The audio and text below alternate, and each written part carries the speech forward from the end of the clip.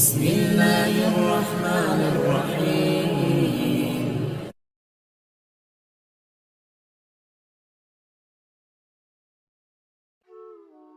کسی کامل ولی کے بارے میں مشہور تھا کہ وہ انگلی لگا کر پتھر کو سونا بنا دیتا۔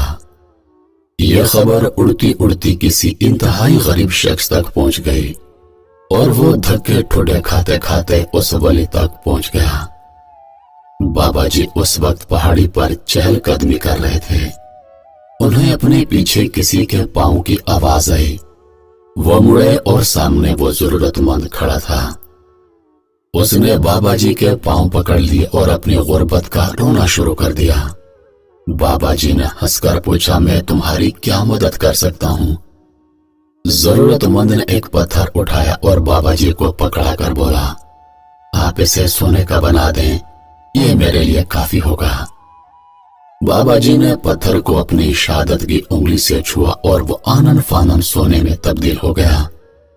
ضرورت مند نے بابا جی کا شکریہ ادا کیا اور واپس چل پڑا۔ بابا جی نے دوبارہ چہل قدمی شروع کر دی۔ تھوڑی دیر بعد انہیں محسوس ہوا کہ ان کے پیچھے اب بھی کوئی شخص چل رہا ہے۔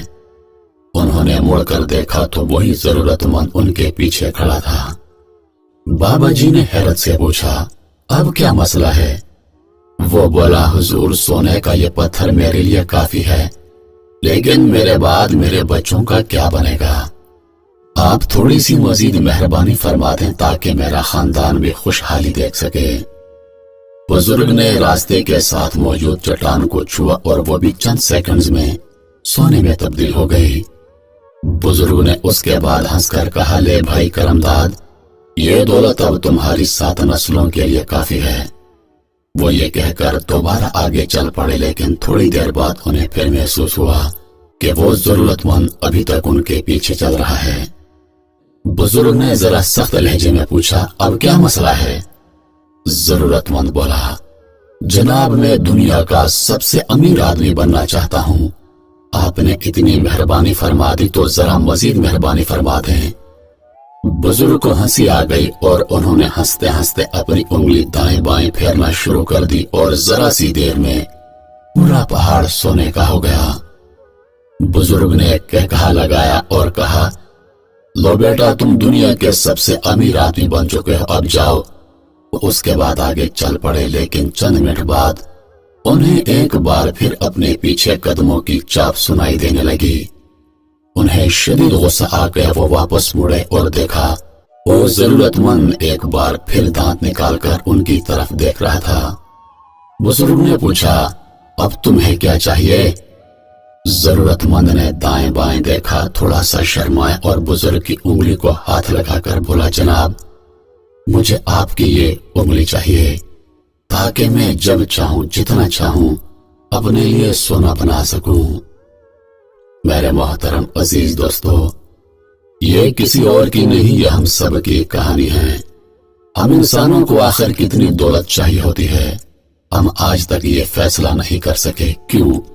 کیونکہ ضرورت کی ایک حد ہوتی ہے، جبکہ خواہش اور حوث کا کوئی انت نہیں ہوتا۔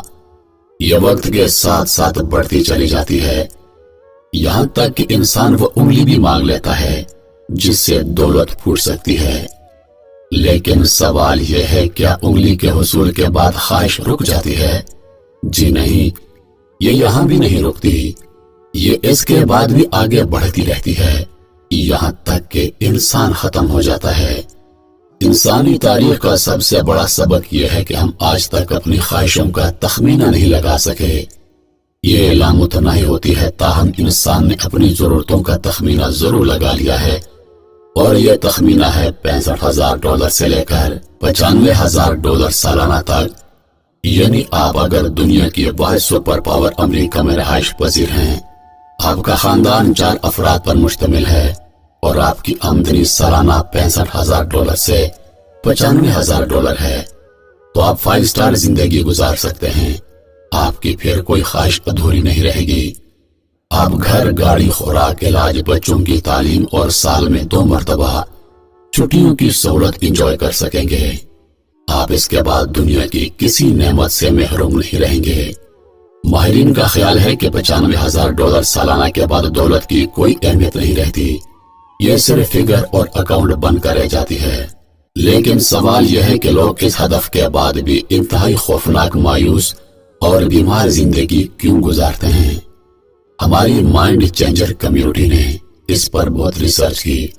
اس ریسرچ کے بعد معلوم پڑا کہ ہم میں سے زیادہ تر لوگ ضرورتیں پوری ہونے کے بعد انگلی کے پیچھے پیچھے چل پڑتے ہیں، یہ ہوس میں مبتلا ہوتے ہیں اور دائیں بائیں دیکھے سنے بغیر دوڑ پڑتے ہیں، اور آخر میں دوسروں کے پاؤں تلے کچلے جاتے ہیں، اور یوں زندگی کا سفر ختم ہو جاتا ہے۔